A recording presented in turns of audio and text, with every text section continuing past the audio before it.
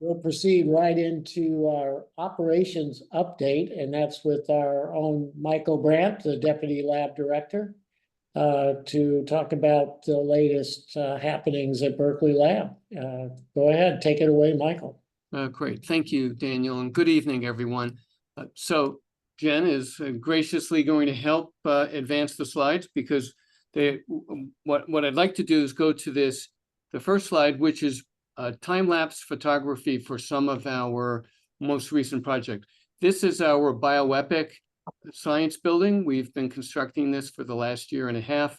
We completed a brownfields preparation of the site, and we removed old utilities and cleaned up the site. And then we had the footprint of completely available for construction. And so you see this building going up, and that's really a very good view of it. And in the background is the integrative genomics building, which we completed in December and had move-in of January 2020. It was December 19th.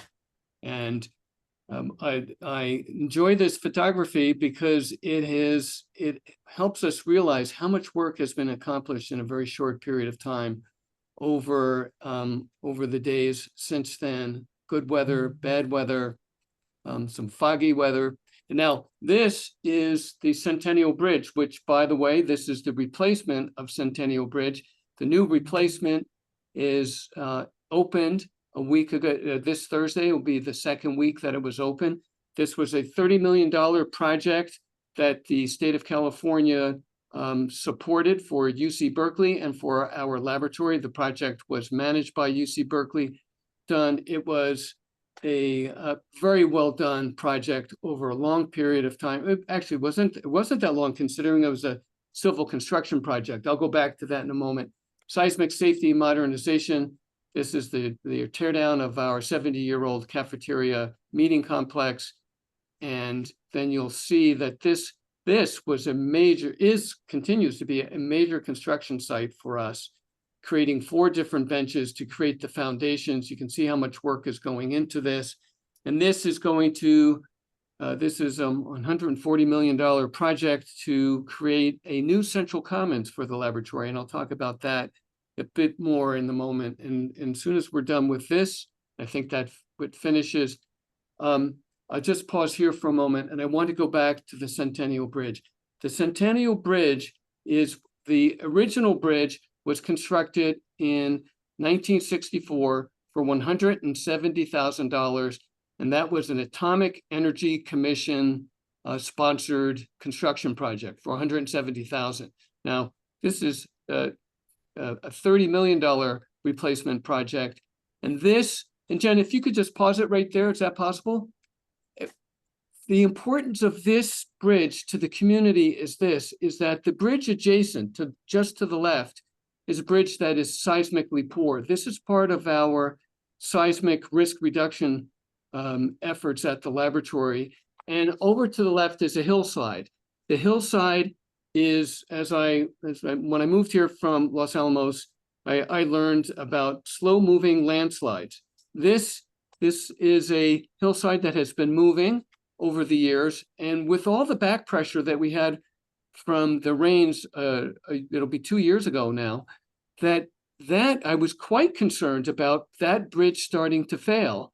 And we advocated to get funding for this bridge, and we received the funding from the state, and it couldn't have come at a better time. Now we have a lifeline that will help the Berkeley Hills area have access to leave the area in the event of a major disaster, wildfire, earthquake. This bridge is constructed to new modern seismic standards, and it is the community's lifeline to evacuation and safe travel. So that's really all I wanted to say about that.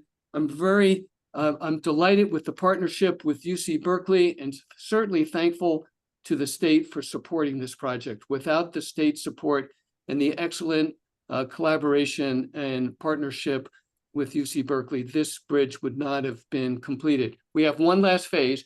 We're going to begin taking down the existing bridge and off-hauling let's see, it will be several hundred trucks of soil, and that soil will be repurposed on the lab and in other locations. It's not contaminated soil. It's just soil that we're reducing the slope some so we don't have that landslide hazard. And then we're going to be restoring and stabilizing the hillside. So this is a huge win for the community, and I wanted to spend a few moments on that. And at this point, I want to ask any questions from the group about any of these projects. Quite proud of the progress. I will say that the bioepic has been I'm almost reluctant to say this, but I'm not superstitious. It has been an accident-free project, which is remarkable considering its heavy construction. Okay. All right, Jen, next slide. So it was a week ago that the director and I and our chief research officer, Carol Burns, traveled to the DOE headquarters to present the annual lab plan for the laboratory. The director talked about the great science that we're doing, and then I shared what we're doing in terms of managing the laboratory for all the variety of projects. These three projects are three big line item projects, but what we're doing to revitalize the laboratory.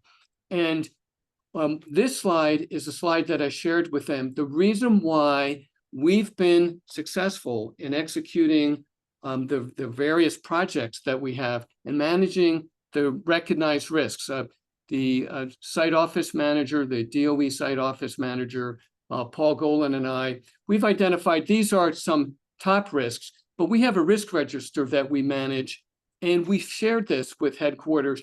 And here's the way that we do this, is that we have a strong partnership with Berkeley site office, which is Paul Golan and the 17 DOE staff that work in the site office and work with us routinely. There's University of California Office of National Laboratories. They provide oversight and risk assurance to the president of the UC system.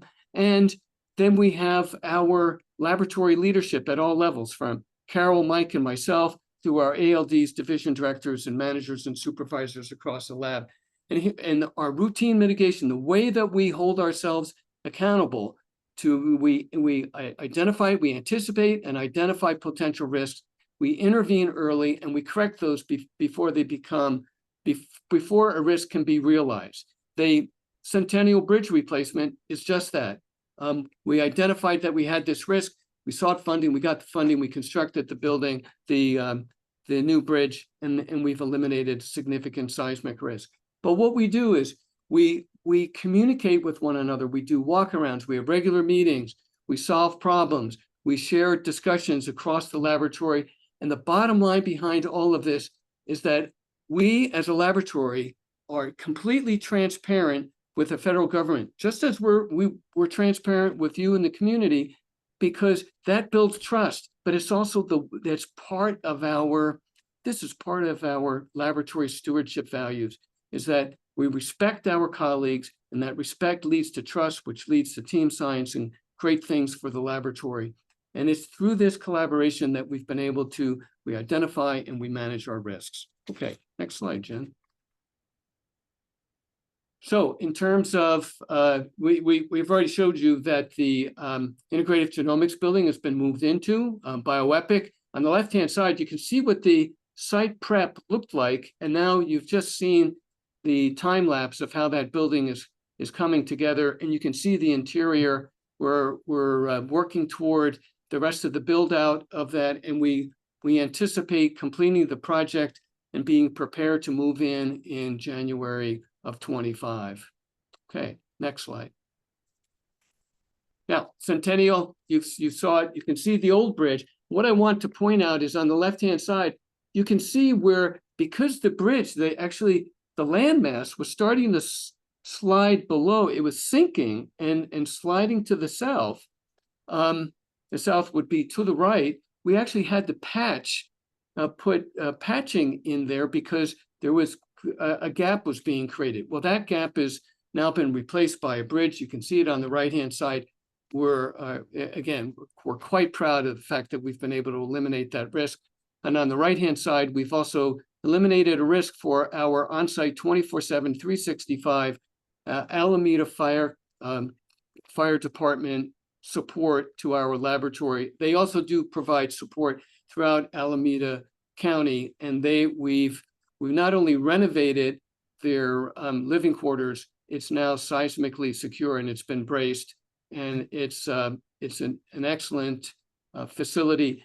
And it's through our continued focus on seismic risk reduction that we're in the process of removing obsolete buildings, and it will reduce our seismic risk by 70%. Next slide.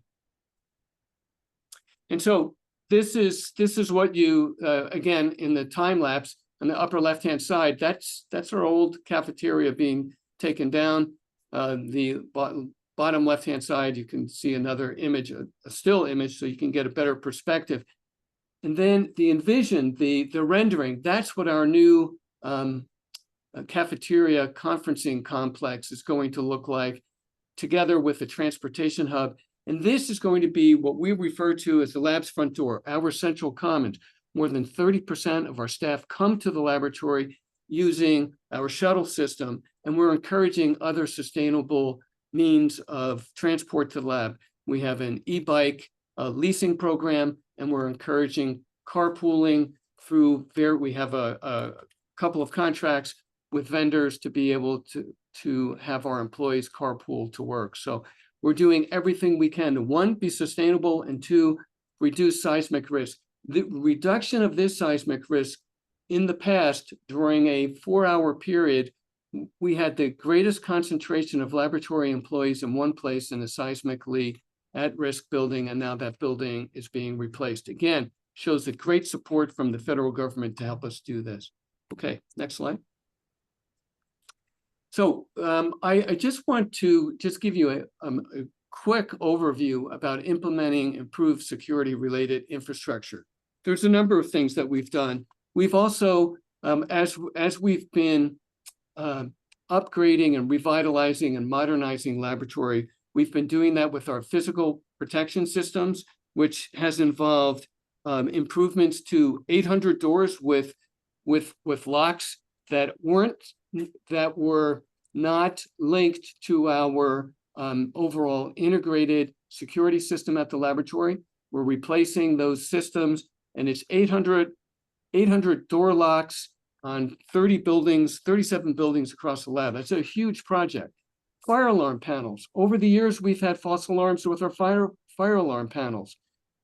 If you have too many false alarms, then the response can be delayed, and when we should respond quickly, people may not be paying attention to the alarms because they happen too frequently. We have a project where we're eliminating that risk. In terms of our vehicle gates, this is our Strawberry Gate adjacent to the new Centennial Bridge. We're upgrading that. It was constructed in about 1965, and so we're funding a project to modernize that as a location, and we're going to have a pull-off area which will create safer traffic flow, where if there's a backup with cars pulling into the laboratory trying to badge in, which they do, it could reduce some risk on the uphill traffic. The other thing here is, I've already talked about transportation. We have a new chemical receiving facility that we're installing. We're looking at water supply improvements, and I'll talk a bit more about wildfire mitigation in just a moment. But we've also we've made improvements to our emergency evacuation assembly areas. Why is that important? Because in our buildings, we want to be able to account for all of the employees in the buildings. Our employees badge into the buildings, and when we exit during an emergency drill, they'll be able to check in using the code on the screen. They use their phone, and they're automatically accounted for. And that's one way that we care for our employees. Okay, next slide.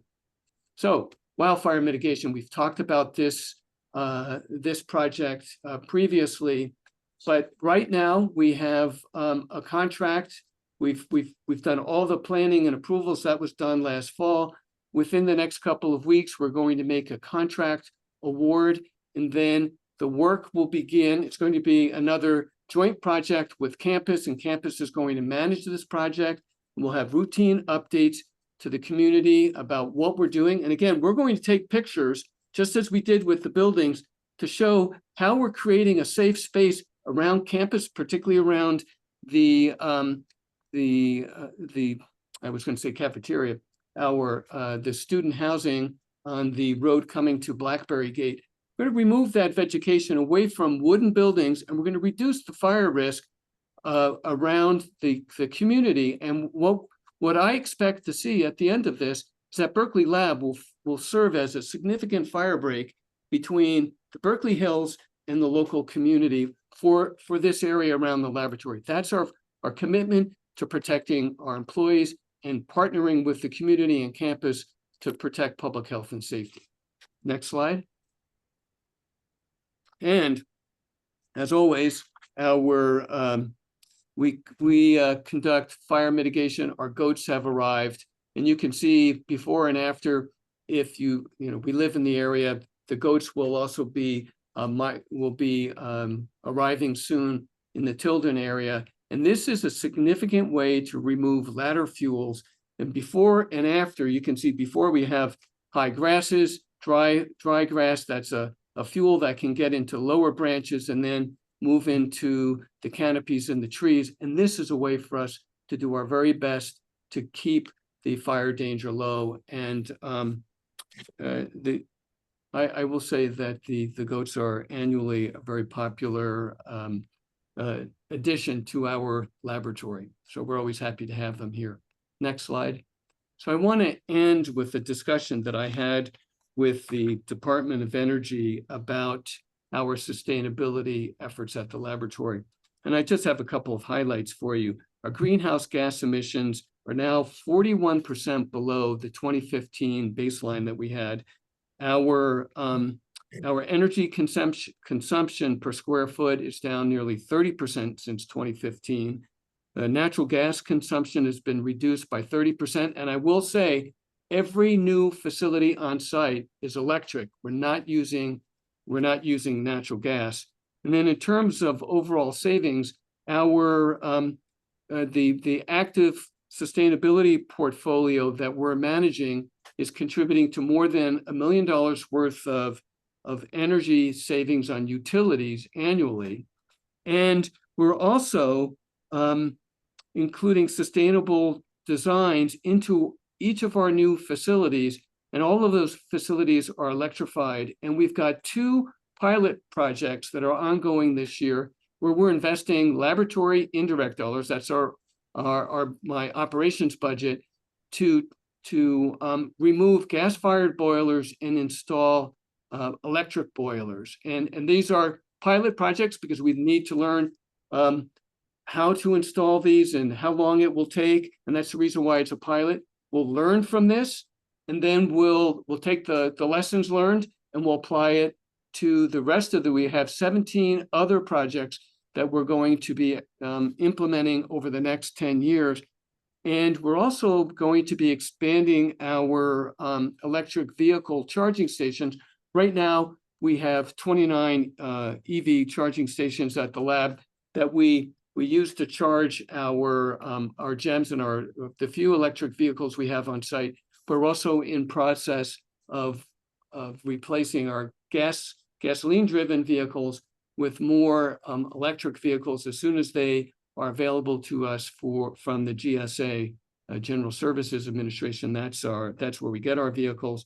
And we are a finalist for a $6 million grant from the federal government to expand our cooling plant to decrease water use for cooling by 83%.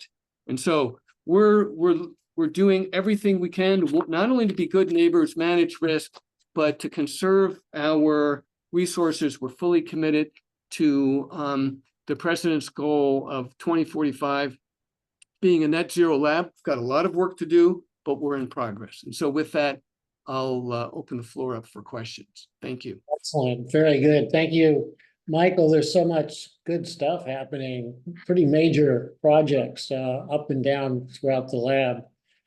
Any questions, comments, follow-up points for Michael before we move on to any other items on the agenda?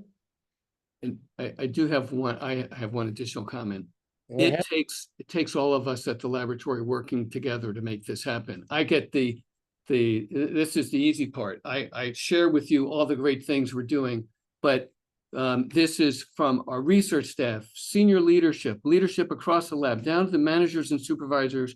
We plan our work, we execute the work safely, and we receive a lot of feedback. We take that feedback seriously. So if you have any questions, at some point, we'll have another tour of the laboratory as we did a year ago. We're very proud of the changes we're making, but the only reason why we can do that is that the entire laboratory is bought into transforming the lab to make it not only a modern facility for great research, but a great place to work for everyone and something for the community to be proud of. So thank you.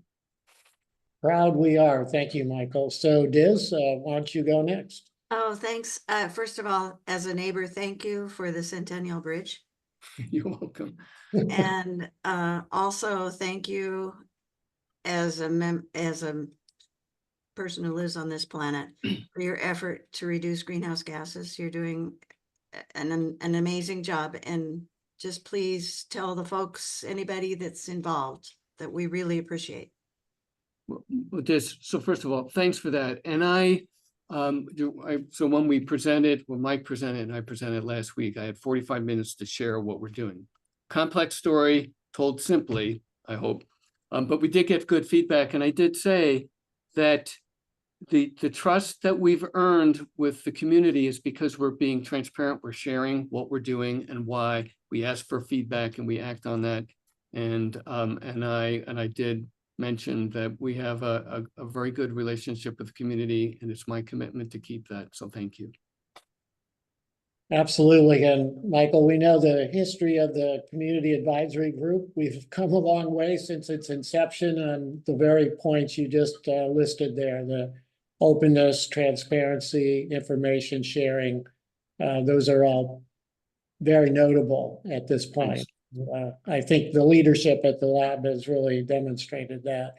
Okay, let's see. Alejandro, you have a hand up. Yes, thank you. And yeah, congrats on those electrification goals. Can you remind me how much power does the lab draw all its power from the grid, or does the lab produce some of its power? I believe you mentioned this sometime before, but I forget. Our power comes through the Western Area Power Administration, transmitted over PG&E lines, and so that's hydropower that we're getting. But we've also, over time, we have invested funding in sustainable power in the Central Valley, solar farms, wind farms, and some other projects like that.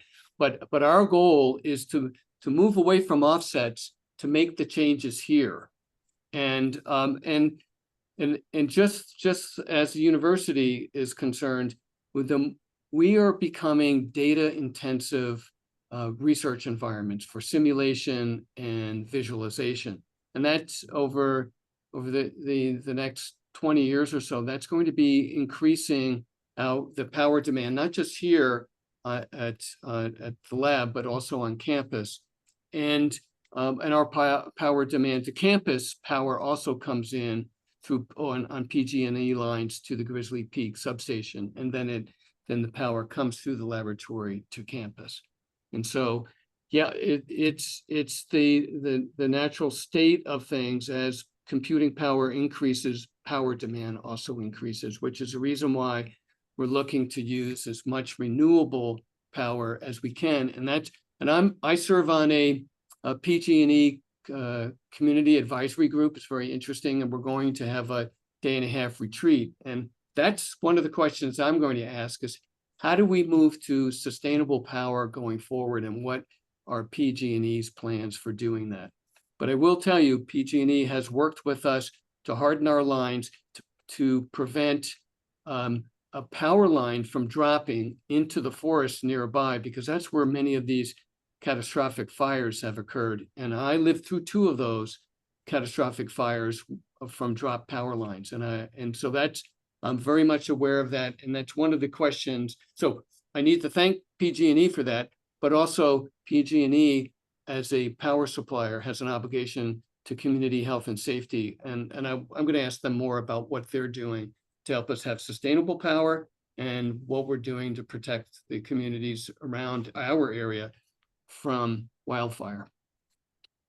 Very good. Thank you, Michael. Any other questions or comments from the group? Yeah, one more question. I was curious in terms of what you're electrifying. You mentioned furnaces. Are those the main things inside the buildings, or are there other things that? Well, right. So that we're electrifying. So all of our new buildings are completely electric, which is good. So we're taking down old inventory that's 70, 60 plus years old. But we still have gas-fired boilers in the buildings, and which is the reason why we have a project to replace 17 across the laboratory over the next 10 years. It's a 10-year project, but if we get additional funding, the federal government's been very good about providing us funding. We've been doing that, and I did mention that if we get this, it's called an AFFECT grant. It's a grant from the federal government to reduce water consumption. So while we're focusing on power, we're also looking at other natural resources. And if we can reduce water consumption by 80% at our computing facility, that's another vital resource that we need to conserve as much as we can. So those are all the things that we're doing to protect the laboratory and the community and conserve our resources. And at some point, we can invite John Elliott, who's our Chief Sustainability Officer, to have an in-depth presentation. He did one about a year ago, and he can update us on everything else that we're doing. We've got a very comprehensive program. As a matter of fact, we met with the other national labs at the National Renewable Energy Lab back in February. We had a strategic retreat for the 10 Office of Science labs, and our laboratory is considered one of the leaders in this area. So I'd like to invite John. So if we want to make Daniel, if we want to just put a placeholder for John, we can invite John back and he can share more details. Okay. We'll definitely want to do that. It's good timing. Great. I did one quick question for you, Michael. I just wondered if those sheep, are they classified as gig workers or independent contractors or employees? You know, how do you handle that? They're our firefighters is what they are. and I will tell you, I have a line on my CV now as chief goat herder. I meet the goats every year. They're my friends.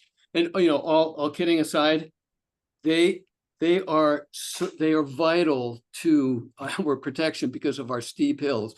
But they are treated humanely, and I'm always happy to see them when they arrive. Mm-hmm. And actually, I am hosting a safety summit for 12 national laboratories this summer. And people wanted to see the goats, so I'm going to be doing a film with my friends in here in the next week or two, and so I will be out on the hills. Whatever I'm not quite sure what I'm going to say at this point, but I'll know, and I'll be there with the goats, and I'll be more than happy to share that video when at our next meeting. Sounds good. We'll look forward to that. Yeah, I'm looking forward to it. Let's give Michael and his whole management team a round of applause. Thank you. Great work, all of that coming together. So we'll move on to our next presentation with Bert de Jong, who's the director of the Quantum Systems Accelerator. So Bert, it's all yours now. Take it away. Okay. Well,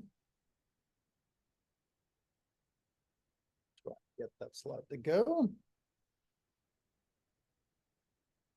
Well, thank you for having me. Jen asked me to talk a little bit about quantum. And so I thought I have a little bit of a creative title, which is what's the fuzz about quantum? You probably have heard it many times. People talk about it, but I would say a lot of people are not completely familiar with what it is. So I wanted to start off by saying, you know, quantum is already in use in everyday life right now. So your MRI machine is nothing else than a quantum machine. Without quantum mechanics, it could not work. Your lightning, GPS is reliant on atomic clocks that are developed at JILA and at NIST. And all they're doing is making those clocks more accurate. And they're all driven by quantum mechanics. And the more accurate they can measure those clocks, the more accurate you know where you are. Even the little handheld lasers that you have, it's quantum mechanics.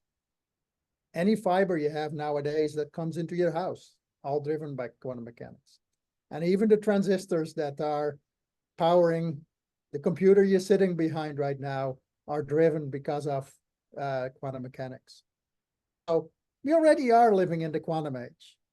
So then what's the new quantum revolution, the 20th century or the 22nd, however you want to call it, century quantum revolution? The goal is really to go a step further and really harness quantum mechanics, quantum, in a way that we can get to new ways of doing computing. We can do next level, larger calculations. We will have quantum networks. They are really driven by secure data communication. And the technology allows us to do new things when it comes to sensors. That ranges from the smallest atoms, molecules, materials, all the way to gravitational waves. Some of my projects, one of my projects, Quantum System Accelerator, we've been able to now use quantum mechanics to start measuring gravitational wave, gravitational behavior in millimeter scale samples. So millimeter scale blocks of atoms can give us insight in gravitational waves. So quantum is not a new, and quantum computing, and I'll focus mostly on quantum computing, is not a new idea. Feynman posted that in 1982. His statement was, if I want to model any quantum system, and in nature, a lot of stuff is quantum, and we want to do it on a classical computer and do that efficiently, that's almost impossible. So you just heard Michael say, we need more and more data analysis. We need more and more compute. One of the reasons is that we want to describe bigger systems more accurately, and that takes a lot of compute power. So quantum computing, or quantum simulators, as Feynman named them, have a potential to do that in a way more efficient way. So why are quantum computers so cool? Also, anything we want to look at, any system, any piece of information that we want to describe as a quantum system, we describe generally by complex numbers, and we need a large number of them. But a quantum computer can store information in the form of 2 to the n, where n is the number of bits. So qubits is the quantum version of a classical bit, which means that if I have 100 of them, I can store 2 to the 100 information.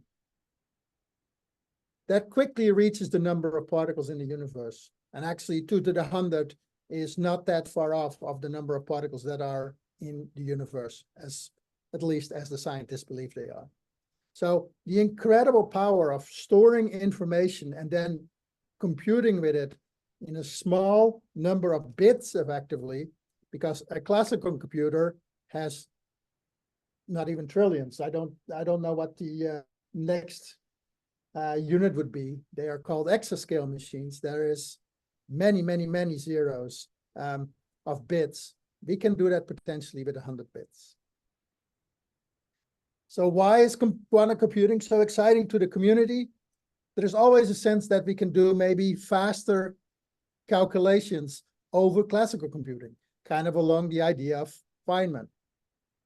The concern is also that if you can do fast computing, then you might end up with computers that can break encryption protocols that we are using. Every bank uses encryption to move data between their central hub and their ATMs, for example.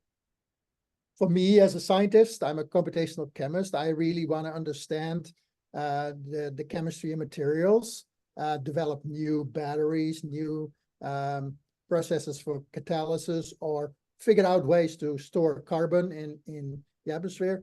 We want to pull it out of the atmosphere and store it somewhere or convert it. That's something that we can do with quantum simulation.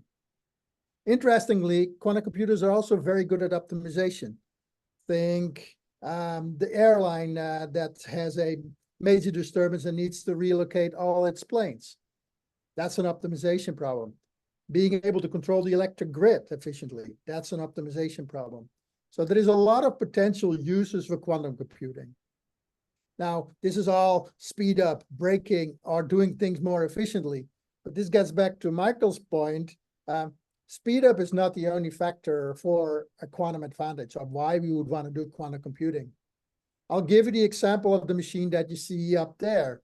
So this is Frontier, the largest supercomputer in the world.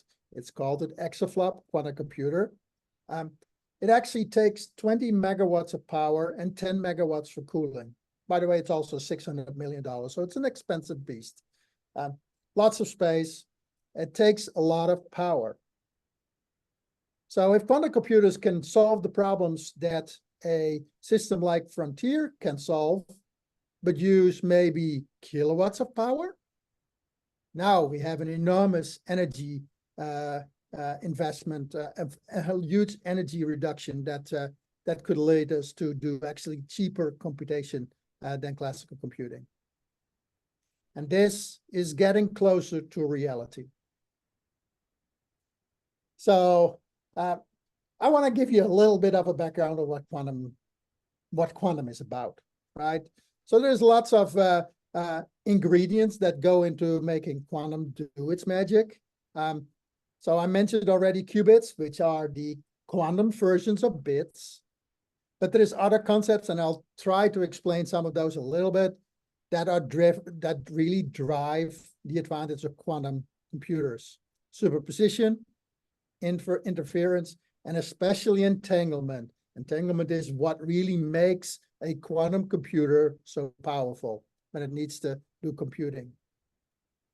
So again, what's the difference between a classical and a quantum bit? So a classical bit is what you have on the left, on or off. It's either on or off. A quantum computer is actually anything between on and off. It can be half on, half off. That's what's effectively called superposition. But it can be anywhere on that scale. So you can just see you have one classical bit has kind of two options. So with a quantum computer, you have a large range of options. It also creates some interesting dynamics. It has the concept of superposition, which means that it could be either on or off at the same time, right? Well, it's either on or off, but you don't know. And that's the key part of superposition. And this was Schrödinger came up with a way of thinking about that. Effectively, he puts a cat in a box with poison. And as long as you don't measure, you don't know if the cat is alive or dead. So it's in a superposition. It's both alive or dead. Only after you measure, it becomes either alive or dead. And that's the interesting part of quantum mechanics. Superposition means it's anywhere. It's either alive or it's both alive or dead. Once you measure, you know it's either of them. And that's the cool and also confusing part of quantum mechanics. It's you don't know anything till you measure. So that is the key part of quantum mechanics too, and it's also the hardest part of making a quantum computer work.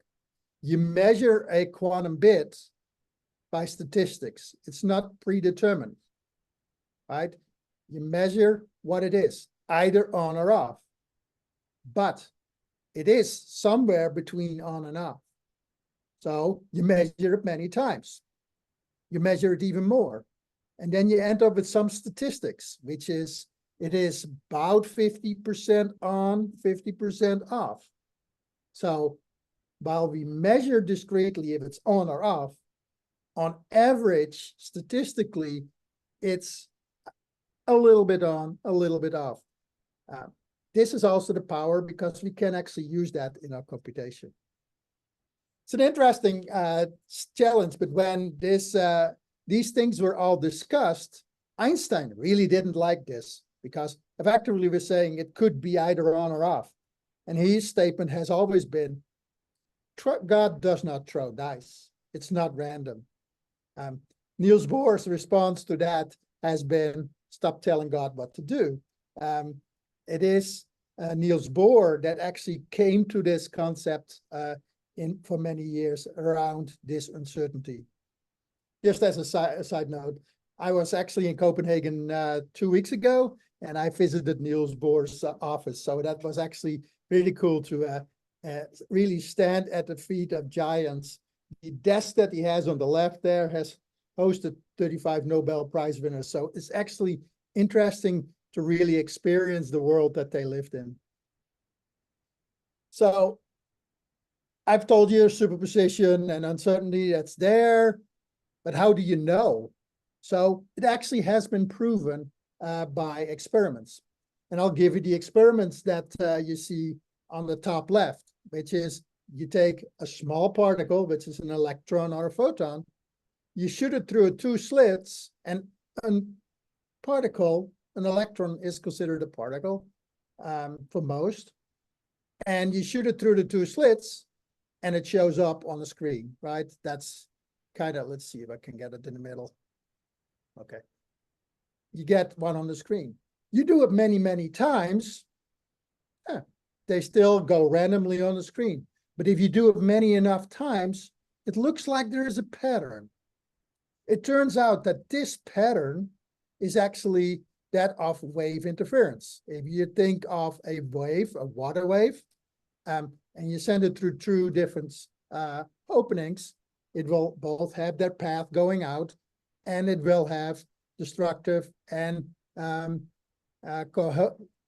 collaborative interference, and so you get light and dark patterns. You get high waves and low waves. This is where the interesting things come. So a particle behaves like a wave, but that means at some point it is going through both slits and makes never a decision to go through one or the other slit. And also here, the uncertainty becomes, again, the statistics. As long as you get enough statistics, you will fill these lines and you see a pattern, a wave pattern. Now you think this only happens on the smaller scale, but so people have been trying to figure out when this superposition and this quantumness ends. So they have been taking this experiment and putting larger and larger and larger systems in. So these are large biomolecules. They're about 8 to 1,000 atoms. And they shoot one of those at the 2 slits, and they still see this behavior. So they're trying to do bigger and bigger to see when quantumness ends, and it's really classical mechanics. But it tells you that quantum mechanics plays an important role, even at, I would say, the hundreds of nanometers, micrometer size systems. So, as I mentioned already, entanglement is then what makes quantum really powerful. And entanglement is actually a very complex phenomenon. Let's say I have a qubit that is either 1 or 0, right? It could be somewhere in between. And I have another one that is also somewhere between 1 and 2. And now I entangle them, which means actually that I couple their behaviors to a point that if I measure the first one and I get an outcome, I know what the outcome of the other one is. So if I measure red in the first one, in this case, where it's this color, then the other one has to be blue, and vice versa. This is actually also used in quantum networking, this concept. They entangle 2 photons, send one to the other side, and now they can send 2 bits of information using 1 quantum bit. Now, of course, Einstein didn't like statistics. He also did not like this concept. He called it spooky action at a distance. Effectively, once you have information, a pair like this, an entangled pair, distributed, it could be anywhere in the universe. If you measure one, it will tell you what the outcome of the other one is. And that is a very scary concept. Does that mean everything is coupled? Is part of the universe coupled? There is a lot of implications that people are trying to figure out still about what that means for the physical reality. Okay, so quantum computers, they come in many flavors. We can make them in many different ways. We can make them of atoms. We can make them of ions, which is nothing else than atoms that have a little bit of a charge on them. We can make them out of superconducting qubits. But those are really the leading platforms. There is many others. We can do photons, solid states, electrons. There is many, many, many flavors that people are exploring right now. And the reason why people are exploring so many different platforms and different ways of doing quantum computing is because all of them have their own pros and cons as to speed, as to how noisy they are. And so there is a lot of work that is being done these days to explore all these platforms and make them as good as possible. So then that's a kind of a flavor of quantum computing, but what do they look like these days? So on the left is what a superconducting qubit quantum computer looks like if you get one from IBM. IBM actually sells access to them. On the bottom is a chip. They are actually pretty large. They're talking about, you talk about potentially half an inch type chips. You can actually physically see it. These then go into the bottom here of a, what they call a chandelier, which has all different cooling stages because they need to cool this to millikelvin. So really very little temperature above the absolute minimum. So that's superconducting qubits. The other two technologies that are leading are neutral atoms, which is in the middle, and trapped ions. What's cool about the neutral atoms is what you see in the bottom. You can actually shine light on atoms and see them, and you can see them move. So this is a little movie where they are actually having different atoms come close to each other and interact and do a quantum operation. And so they have to do that at room temperature. So these two experiments are all done at room temperature. But it's about control. And that's the hard part with quantum computers. And there's lots of challenges still with building good quantum computers. As I said, there's many technologies. I honestly can say there is no clear winner yet.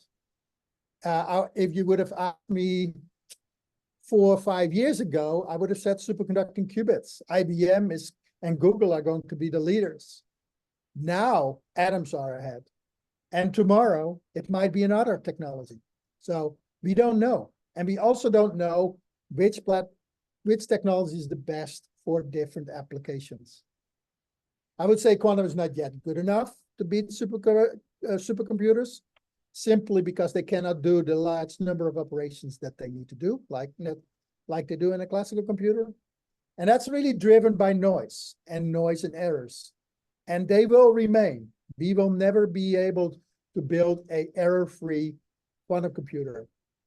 Just as a reference point, supercomputers, the classical supercomputers, are also very noisy and have a lot of errors.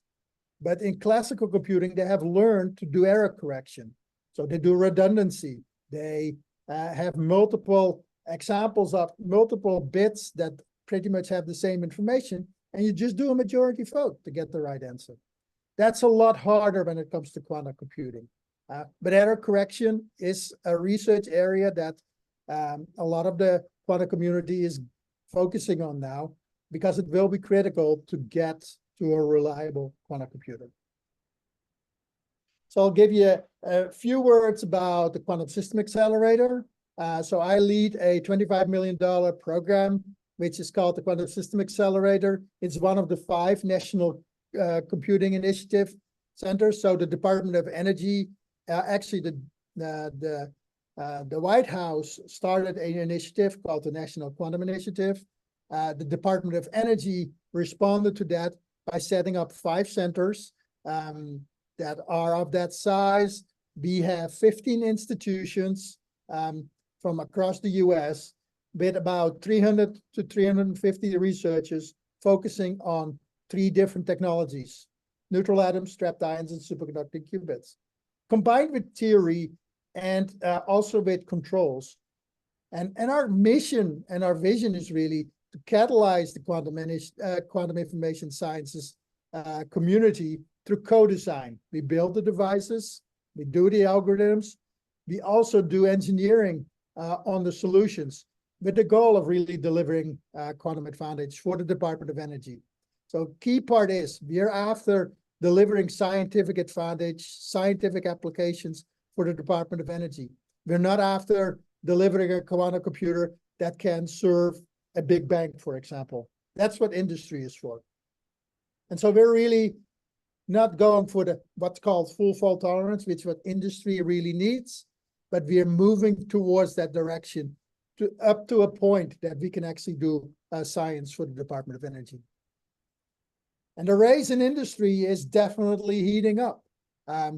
These are some announcements just for the last, I would say, half a year. Atom computing, they are now putting 1,000 neutral atoms in the system. Quera is the same thing, and they're talking about what we need to do for fault tolerance. So is IBM. IBM does its superconducting qubits, and they are really developing error correcting schemes to get these quantum computers to a point that they can be practical for a large number of applications in industry. And then we have Quantinuum, which is a trapped ion platform. And they are building now the biggest, most accurate system with 56 qubits, and really are putting, I would say, the neutral atoms are on the heels of the neutral atoms again. What you hear is 3 technologies, right? I talk about the superconducting, the trapped ions, and the neutral atoms. That's what I said were the leaders. That's what the quantum system accelerator is working on, and that's really what's highlighted these days. And so there's a lot of progress that is being made, and the quantum system accelerator is critical in advancing this field. And I want to say this field is bright and broad. There is a sprawling quantum industry. Here's just a small list. This is not even a complete list of computing, quantum computing and related associated companies that are out there in the world. And they are not just in the US. A lot of them are, but a lot of them are actually in Europe also, and unfortunately also a couple of them in China. And I'll leave you with this final thought. So yes, quantum computing is definitely moving forward, but I would say that quantum computing might also not be the ultimate goal, because it might actually allow us to do much more than just doing quantum computing. So I'll give you the example of the race to the moon. They delivered many, many ancillary technologies: the CMOS sensor, integrated circuits, aluminum foil. There's lots of them that have come out of the race to the moon as technologies that we use in every day. And what we see that also already appearing in quantum. So there's what's called quantum-inspired algorithms that speed up classical computing. Effectively, you learn from quantum computers to do something better classically. Quantum hardware technologies are actually slowly finding their way in classical computing. Photonics is now used to communicate between chips, for example. In general, understanding quantum leads to better classical computers. So even the race for a universal quantum computer is already showing impacts way beyond quantum computing. And so rest me to say thank you for your attention. And if you want to learn more about quantum at Berkeley Lab, quantum.lbl.gov is a good site to start with. All right, very good. Thank you, Bert, for that amazing presentation. We are running a little short on time, and we still have one more presentation to go. Just want to see if there's any quick feedback points or questions. Diz has a hand up. Go ahead, Diz. You're on mute. Okay. I can't pass up the opportunity to have a person that understands quantum mechanics there to answer. How how do particles become entangled and or how do you entangle them? How do you entangle particles? So what we do is, there is different mechanisms, but if you go, for example, with two atoms, we can connect their information through photons. So we literally excite an atom and another atom, and then let the information from one atom move to the other atom and make it couple. So we control the information, we control where they are, and then we can use them to compute. It Okay. is a very scary concept because there is a chance that a lot more information is already entangled at this point in time. So I think we're getting entangled in quantum concepts here as we speak. Any other questions or quick comments here? All right. Well, again, let's give Bert a big round of applause virtually and practically here. It's fantastic. I'm sure there are plenty of more questions we could take up. Umberto, do you want to comment here real briefly? A question kind of like connecting quantum stuff to quantum science to kind of our community. Like, what is the resource that this science most needs? Is it people and education? Is it energy? Is it space? Is it like a combination of, probably a combination of the three? Like, what is in the quantum race? Why is the Bay Area an important center? So let me start first by thanking you for that question, because there is a lot I could talk about there. I would say, to be honest, Bay Area is falling behind other entities within the US. So Chicago, Colorado, New Mexico, they have large collaborations of institutions and industry working together to advance quantum science. So we are falling behind, which is something that we are trying to address at the lab level with our leadership. So that's one. The biggest challenge for our community right now, quantum information sciences community, is talent, people. I would say most of the people that have learned and have enough skills in quantum mechanics, they can be AA all the way to PhD. They're already spoken for, either by the national labs, universities, or industry. So we're short. We are very short on people at this point in time. So we are actually doing a lot of work now to not even go to colleges anymore and teach there and try to train them. We're going to high schools. So just out of example, we started a new program, well, not a new program, a program that we have in the Quantum System Accelerator called QCamp, where we're teaching teachers in high school how to understand quantum concepts. In a couple of weeks, we will have high school students, about 200 of them, learn for 4 weeks about quantum mechanics and quantum computing. A lot of things are done hands-on.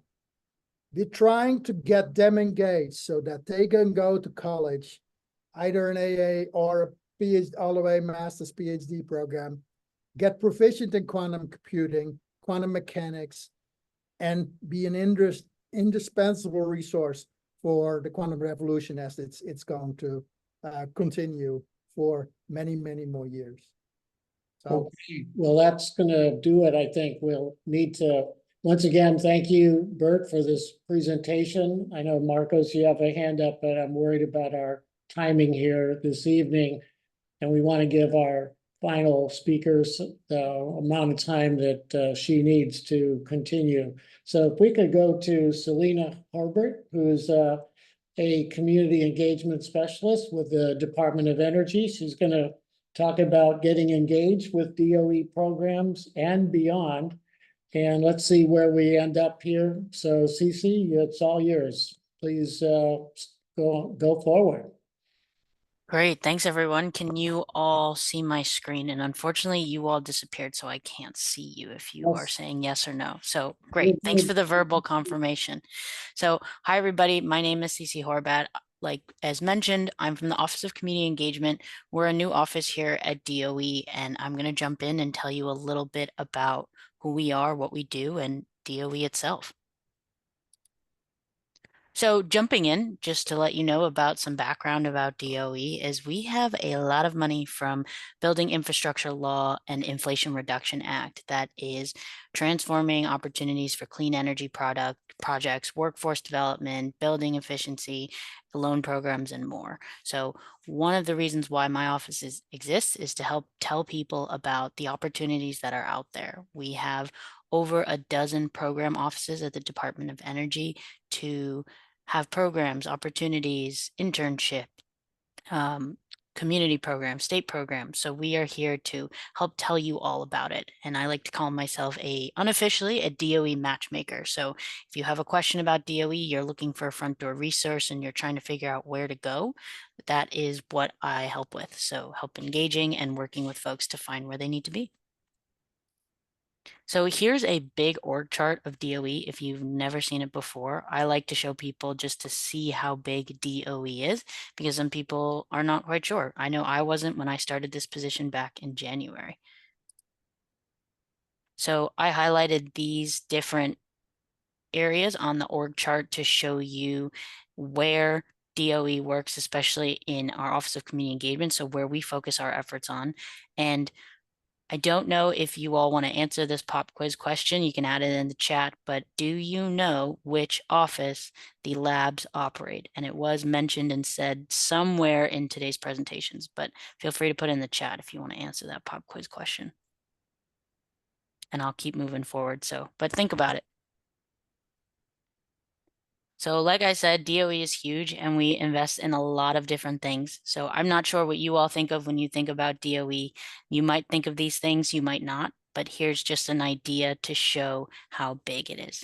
And no, it is not advanced research. That is not the office that it is under, the labs. It is, I'll tell you at the end of this presentation. How about that? So like I said, I'm from the Office of Community Engagement. Here are some of my colleagues and coworkers. We are all based throughout the United States. We have a regional approach to make it easier for folks to connect and understand their local areas. I am based in Berkeley, so that's one reason why I got to find out and hang out with all of you all this evening. And my area that I cover in terms of outreach is the West Coast and the territories. A little background about our office. Secretary Granholm wanted a central hub to understand where and how people can meet their clean energy goals. Here's just a little bit about our mission and function. So key functions to help build capacity for folks to understand the landscape of funding and opportunities that are out there. Technical assistance, so tailoring that information to communities, what they're interested in, and as well as other groups that might be interested in finding out about opportunities. And mobilization. We are also connected with our various program offices, so we try to find opportunities not only for members of the public or people who want to learn about DOE, also within DOE. DOE might want to know something very specific about EV chargers, but they work in the battery manufacturing energy supply chain office. So we try to connect the dots within the Department of Energy as well to help our colleagues. Here's some of the things we do. We are a conduit for you all. We help with resources, dialogue, and connections. So that's one reason why I was interested in chatting with Gerald, for example. So it sounds like they're doing really cool things and, maybe there's DOE opportunities there. Here's a map of where my colleagues and I are. So that's me over on the left side in the lighter blue with the West Coast and US territories. And then my colleagues all across the country who will travel to events locally, and then they will also speak virtually and opportunities like this to spread the word. So like I said, the Inflation Reduction Act and the Building Infrastructure Law is what is helping fund a lot of these programs that we talk about, that we share about as community engagement specialists. It's also the CHIPS and Science Act as well, just to give you an idea of how and where all this money is coming from. So what are these programs? What are they like? We could go into it for a very long time, but I just am touching on 4 things here to show you all about some of the programs. Here's an example. So in the top left, we have Renew America's Schools. This is an opportunity that is put out by DOE in one of our offices to actually help with energy efficiency upgrades in schools. So if you think about, school districts where, people that that are going to school K through 12, what does it look like? Are there outdated energy efficiency appliances that need updating or that are not energy efficient, and how do we upgrade those? I learned through this program about outreach for this program, it was like the number 2 cost for school districts is paying for utility bills, electric bills, whatnot for their school districts. So there's an opportunity that's out there now for schools to apply for an opportunity to have some of these upgrades and receive funding. One of the other funding opportunities that we like to tell people about is the DOE American Made Challenge, also known as prizes. These are prizes that range in thousands of dollars to millions of dollars. But the interesting thing about these, from opposed to a regular grant opportunity, is it allows people to apply for these and receive their money a lot faster. They're always changing. They're very interesting. They range from topic to topic. So it is a really great way to break down some of the barriers when it comes to applying for opportunities. One of the things that we talk about is we talk about interagency things as well at the DOE. So we try not to work in a silo. It's very easy for all of us to work in silos no matter what type of industry we're working in. But one of the things that we like to highlight when we do these types of presentations is EPA's TIC-TAC network, so the Thriving Communities Technical Assistance Network. It is a resource for community members who might be interested in applying for grants, but they're having a really hard time navigating everything that's out there. So this is sponsored by EPA, but it is in collaboration with many other federal agencies who want to provide resources to support. So that's something that, and again, when you all get these slides, you can click and check them out.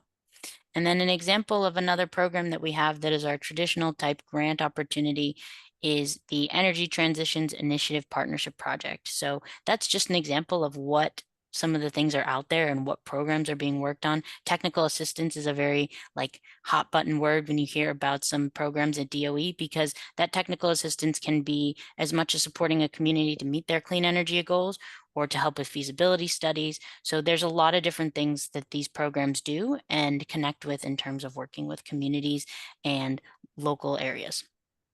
I also put that little picture of Oprah in the top right corner because we are trying to help get this money for everyone. So if you remember that pop culture moment, I always like to put something like that fun in there. So I am going to talk a little bit about programs in your community and ways that, Cece, I'm not interested in applying for a DOE grant or prize, but I am interested in learning more about how I can get involved with DOE.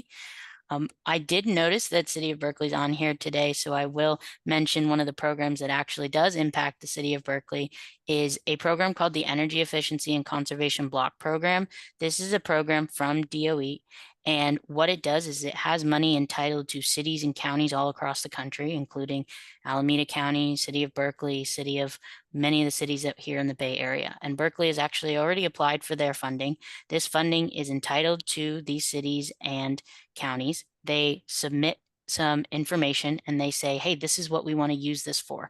And so that's what City of Berkeley did. They were able to submit their application and they said, this is what we want to use it for. So here's an example of what these DOE programs are looking like at the local level. And these are happening all across the country. And there's, if there's program that really interests you, you can follow it along. But this is an opportunity specific for cities and counties. So it's a great way to show where DOE money is going or what that looks like. Another very popular program that is attached to DOE's name is the Weatherization Assistance Program. Unfortunately, I really don't know where all of you went, so I can't see all of your wonderful faces. But the thing about this program is one of the most longstanding programs at DOE, and it provides federal assistance for folks to pay for their energy bills. And so I am going to play this video really quick so you don't have to hear me chat and you can watch a fun video put out by DOE. It's about 2 minutes long, so we'll be pretty quick.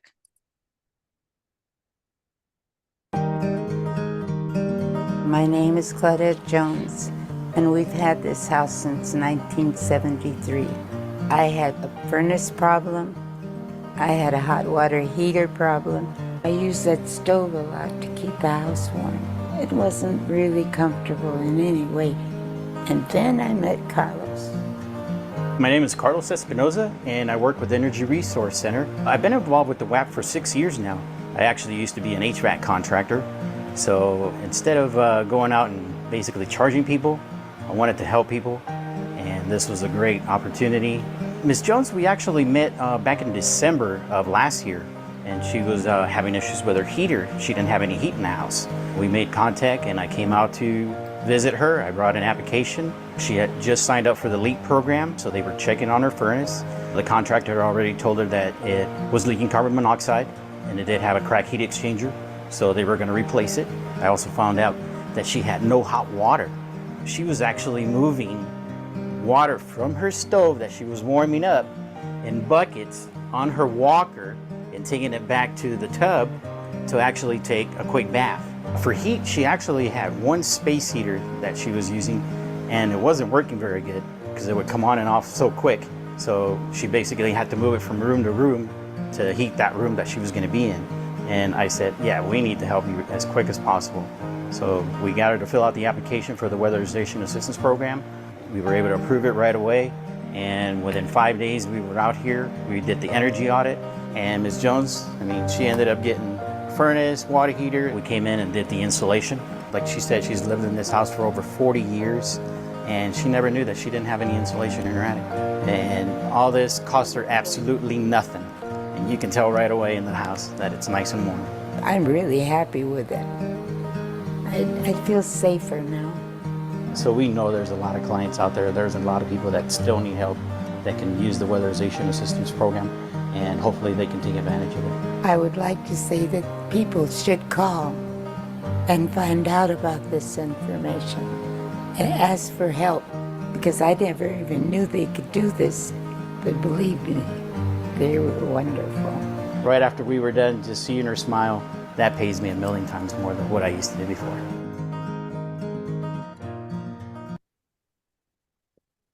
So that video could explain the impact of the Weatherization Assistance Program better than I ever could. So if you know people who might be interested in learning about this program, or you want to spread the word in your community, I did add links into here. So when you have access to the PowerPoint, you can check that out. Another program that I want to highlight, which is new and it's a very hot button, you may or may not have heard it in the news. It is called the Home Energy Rebates Program. So there is who can apply for it, and what that looks like is more information is coming. But if you can see on the left-hand side, there is a map. New York State is green. That is the state that I grew up in. Their home energy rebate program is open and ready for business. However, if you've noticed, there are some other states that are still in progress. This is new. Will be rolling out throughout the summer. And these home energy rebates are rebates for you to be able to make upgrades, whether it's a heat pump or water heater. There's lots of different opportunities to find out more. And this program is not open yet in California, but when it does, DOE basically says, okay, here's some money. This is what the state applied for. This is what we're giving you. Go ahead, run with it and run your program. And so the California Energy Commission will be running that program. And I will also show this video because it is a minute and it is quite fun.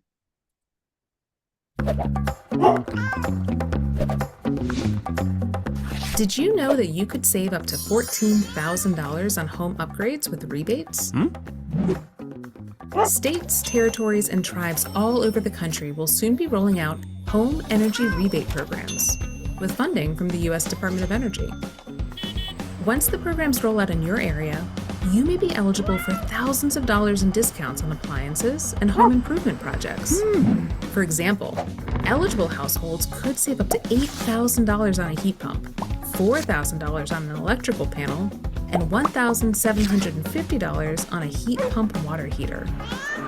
Other eligible products could include electrical wiring, doors, windows, and electric stoves. Basically, anything that reduces your home's energy usage could be eligible. And not only will you save now, you'll save later too. These upgrades can help lower your utility bills. Learn more about home energy rebates at energy.gov/save. Save energy, save money. So So that program is not yet ready. When that will be coming out, we don't know yet. So we have to, when we know, we can tell you, but it will be announced hopefully later in the summer because California is pretty quick when it comes to turning around these things. So stay tuned for that. And I am coming toward the end of my presentation, so I did try to keep it brief, but also hopefully provide some helpful information to you all. And so how do you get engaged with my office or get an understanding, or you're interested and you want to share information? So in addition to these slides, I added this handout that we have in the virtual form. It has a phone number, it has an email, it has our website, and we also have biweekly office hours. We actually have one this Wednesday, and it is about a funding opportunity, which is a tax credit called direct pay, also known as elective pay. And depending on who the audience member is, those might actually be helpful when they're trying to implement their clean energy project. And then we also have a LinkedIn page. So our colleagues are posting about where we're going, what we're talking about, and programs that we're amplifying at DOE. And let's see, I think my last slide is just questions. So I will stop sharing because I miss seeing all of your faces and hearing my voice talk, but would love to hear a little bit more from you if you all have questions. And again, just thanks so much for your time. Fantastic. Thank you, Cece, for bringing the power of DOE right down into our community here with so many realistic and achievable projects. So let's see if there's any questions or comments for our presenter before we move on to our final topic here for this evening. Any follow-ups? Okay, Rebecca. Thanks so much. I'll just say, as the outreach person who's fielding all the calls of when is the homes program, when is it going to start? Appreciate hearing from you and the variety of programs. I did just learn, I'm sure everyone else knew this, that Jen does share out the slides, so we will get all your links. I was just curious if you knew, and I'm just not as familiar with the WAP, the weatherization one from DOE. I know that locally we have a provider that has to install gas appliances. That's like our Spectrum services in Alameda County for our sometimes. So we're running into programs that, due to their requirements, can't install electric upgrades. Does the DOE weatherization program allow for electric equipment? And if that's more complicated than 30 seconds, I'm happy to take it offline. Potentially more complicated than 30 seconds. And also, I think it'd be great to connect with City of Berkeley more. I've worked with Sarah a little bit in my previous position, but it would be great to work with you both and kind of have a one-on-one to talk more about these programs, because there's a completely separate office that can help dive into this. But I will just answer generally for folks who are interested in learning about the Weatherization Assistance Program. They are very community-based. So there's a group of organizations called Community Action Agencies, or also known as Community Action Partnerships, and those are all throughout the community. I can't remember where the local Berkeley, Oakland one is, but if you just like search that, they work with community members to apply for the Weatherization Assistance Program. There's also it's called LIHEAP, LIHEAP, which is another program that is for folks. That's through HUD, I believe. So not through us, but it is, those organizations help people apply for them. So let's continue the conversation. I'll add my email in the chat. Okay, thank you. Any other comments or questions, follow-ups? Okay, not seeing any. Again, let's give Cece a big round of applause here. Excellent, very useful information to bring out to the community, and hopefully we can spread it far and wide. I know there's a number of CAG members who are directly involved in these type of programs in our local communities here on the East Bay and elsewhere. So let's see, we did want to see if there were any things at the end of the session for possible future discussions or presentations here at future CAG meetings. Our next meeting, by the way, is September 9, so make sure that's on your calendar. And we have 5 meetings a year. There's 2 more, one in September on the 9th, and then one in November.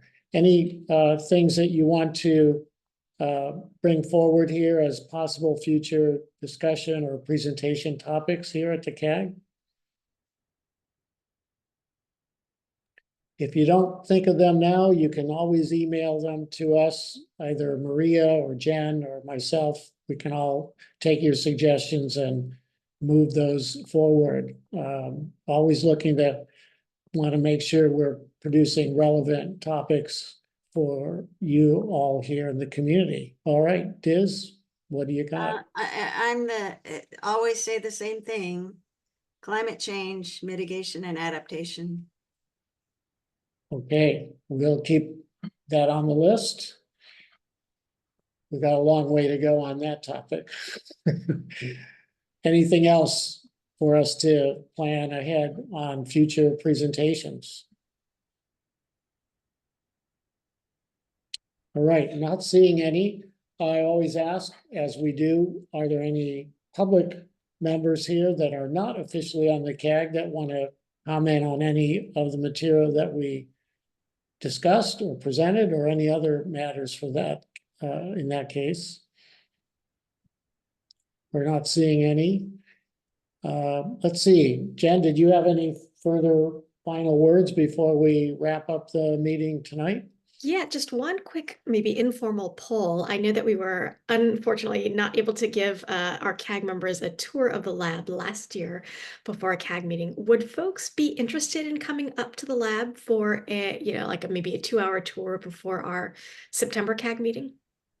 Seems like excellent. All right, then I will work on that, and we'll maybe get a draft agenda out to folks that they could take a look at, and we'll get you guys up here in September then.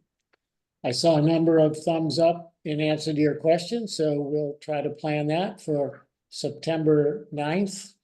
And I think that brings us to a close for this evening's CAG. So thank you very much for your attendance. And we will see you at the end of the summer, September 9th. All right, take care, everybody. Have a good evening. Thanks, Bye-bye. everybody. Thanks, everyone. Have a good Bye-bye. night. Cheers.